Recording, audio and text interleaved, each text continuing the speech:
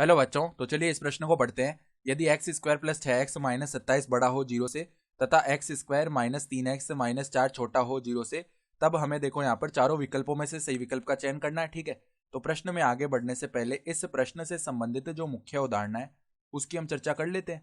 तो देखो मुख्य उदाहरण क्या हो जाएगी, दो असमीकाओं के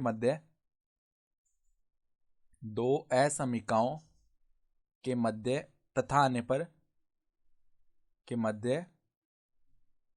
तथा शब्द का अगर प्रयोग हो तथा आने पर दोनों का उभयनिष्ठ हल लिखा जाता है। दोनों का उभयनिष्ठ जो हल है वो लिखेंगे, यानी दोनों असमीकाओं को पहले हम हल कर लेते हैं और फिर उनका उभयनिष्ठ हल लिखते हैं। दो असमीकाओं के मध्य तथा आने पर दोनों का उभयनिष्ठ हल लिखा जाता है। सही है, तो अब देखो हमारे पास क्या क्या असमीका हैं वो देख लेते हैं। पहली तो असमीका देखो इस प्रकार की है, एक्स स्क्वायर प्लस में है 6x माइनस में है 27, ये बड़ा है 0 से, तथा और क्या बोला है उसने कि x square minus 3x minus 4 ये छोटा है 0 से। सही है, तो अब देखो यहाँ पे इसको हल करने के लिए क्या करेंगे, एक्स स्क्वायर 6x को हम लिख लेते हैं 9x माइनस में 3x माइनस का 27, ये बड़ा है 0 से। तो अगर हम यहाँ से देखो पहले x को उभयनिष्ठ लेंगे तो x प्लस 9 बचेगा, फिर माइनस के 3 को उभयनिष्ठ लेंगे तो x प्लस 9 बचेगा, ये बड़ा हो जाएगा 0 से।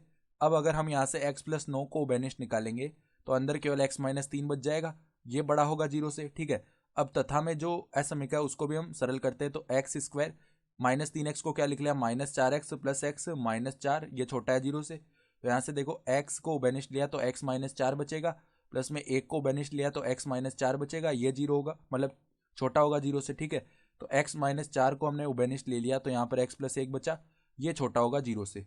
अब देखो इनके बीच में तथा है तो अब इनका उभयनिष्ठ हल लिखना पड़ेगा। तो पहली असमीका का हल देखो कैसे लिखेंगे, यहाँ पर ये संख्या रेखा बनाते हैं, यहाँ पर देखो 3 आएगा और यहाँ पर ये मूल माइनस का 9 आएगा। ठीक है, तो जो बड़ा मूल है उसके आगे वाला पूरा भाग प्लस का होगा, दोनों मूलों के बीच का भाग माइनस और ये वाला भाग प्लस का आएगा। ठीक है, तो यहाँ से देखो x का जो हल है ना वो क्या लिखा जाएगा हमारा, देखो यहाँ पर बड़ा चिन्ह है, यानी कि पहले देखो प्लस वाला भाग लेना है, तो माइनस अनंत से माइनस 9 तक आए। ठीक है, फिर कहाँ से कहाँ तक जाना है, 3 से अनंत तक, तो संग में आ जाएगा 3 से अनंत। ठीक है, तथा अब जो दूसरे हमारे पास में असमीका है उसका हल लिखेंगे, तो यहाँ पे देखो इनके मूल क्या आएंगे, एक तो माइनस का 1 आएगा और एक 4 आएगा। ठीक है, तो 4 से आगे का भाग धनात्मक, बीच का भाग माइनस और पहले का भाग धनात्मक। ठीक है, तो हमें यहाँ पे देखो छोटे का निशान है, यानी कि माइनस वाला भाग लेना है, तो हमारा एक्स का हल क्या आ जाएगा, एक्स आ जाएगा माइनस 1 से 4 के बीच। अब इन दोनों का उभयनिष्ठ हल लिख लेते हैं। ठीक है, तो यहाँ पे देखो संख्या रेखा है, यहाँ पे माइनस का 9 आएगा, यहाँ पे 3 आ जाएगा, यहाँ पे मान लो माइनस का 1 आ रहा होगा, यहाँ पे 4 आ जाएगा। ठीक है, तो अब ये भाग पूरा प्लस का नहीं देखना हमें, तो इनका केवल उभयनिष्ठ हल देखना है। ठीक है, तो माइनस अनंत से माइनस 9, देखो इतना इतना भाग आ गया है। फिर देखो हम कहाँ से कहाँ तक जा रहे हैं, 3 से अनंत तक, तो यहाँ से देखो ये वाला भाग आ गया। फिर देखो माइनस 1 से 4, तो माइनस 1 से 4 देखो कौन सा भाग हो जाएगा हमारा, ये वाला भाग हो गया। तो इनका जो उभयनिष्ठ भाग है ना वो ये वाला भाग आ रहा है, और ये भाग क्या है, 3 से 4 है, यानी x का जो उत्तर है ना हमारा वो 3 से 4 हो जाएगा।